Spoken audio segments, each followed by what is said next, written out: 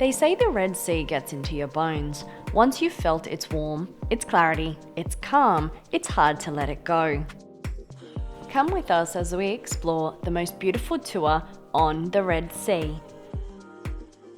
We arrived in Hurghada, ready for sun, salt water, and a slower pace.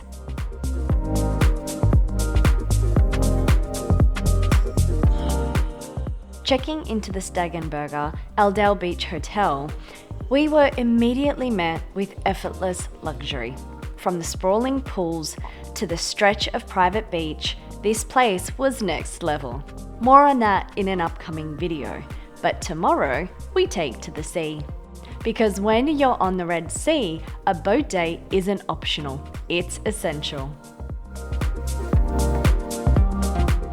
We boarded our tour boat in the early morning. At first, it felt like a race. Boats cutting through turquoise water, speeding past each other in a rush to paradise. But soon enough, it was just us and the sea. The moment when the engine quiets and all you hear is the water, that's when you know you're exactly where you need to be. Our first stop, Orange Bay. Located on Gifton Island, this beach has become one of the Red Sea's most iconic hangouts. Think Maldives vibes, white sand, cabanas, hammocks, and the kind of shallow turquoise water that doesn't seem real.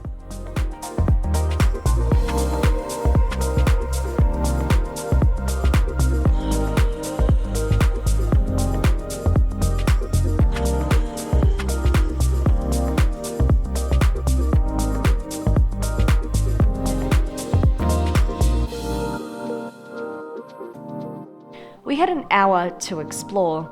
You can swim, sip fresh juice from the floating bar, swing over the sea, or simply lie back and take it all in.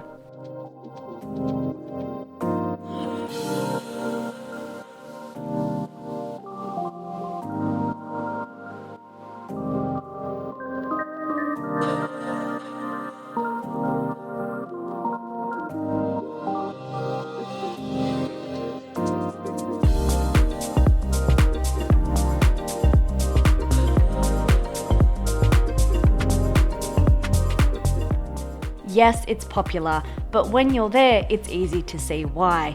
Luckily, that was our first stop, so by the time we were leaving, a lot of the guests started to arrive.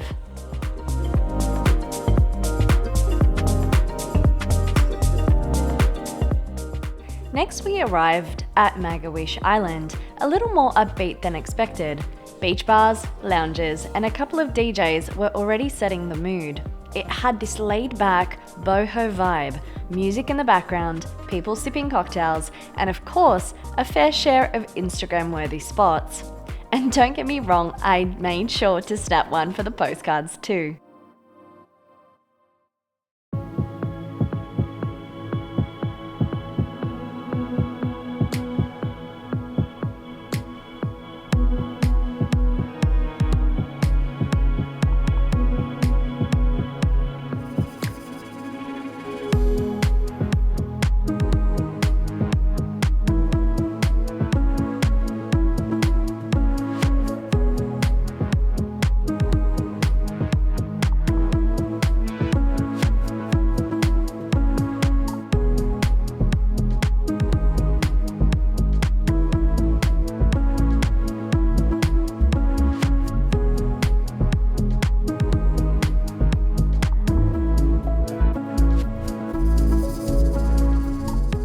But one thing I didn't expect, the coral. Buried just under the sand, I kept catching my feet and I have the footage to prove it. You'll catch me making a face and nearly stacking it. But it was real, a little painful, and honestly kind of funny, and it just added to the mood of the place. This place had charm, movement, and a bit of chaos, but in a way that made it feel alive. Not polished, but present.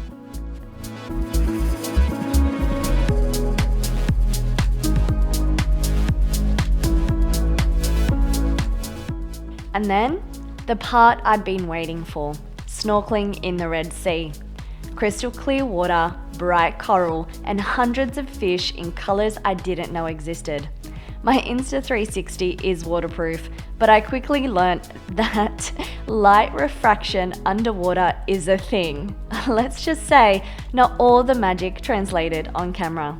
But none of that mattered, because under the surface, time slows down, your breath deepens, the world softens, and you remember what wonder feels like deep inside.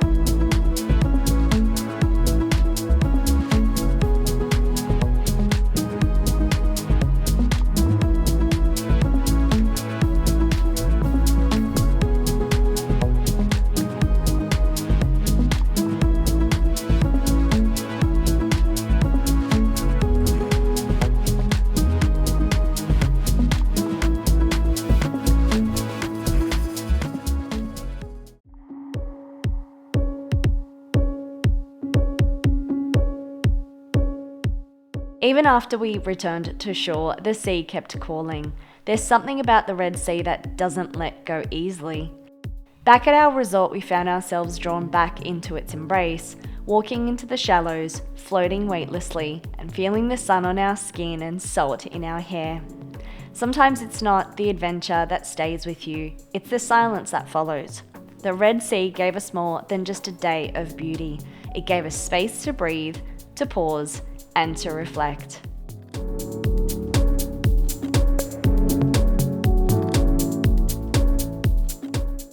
If you're headed to Egypt, don't skip Hurghada and definitely don't miss adventures on the Red Sea. Subscribe to follow the next leg of our journey and dive deeper into the places that feed the soul. More reflections, more stillness, and more unforgettable moments to come.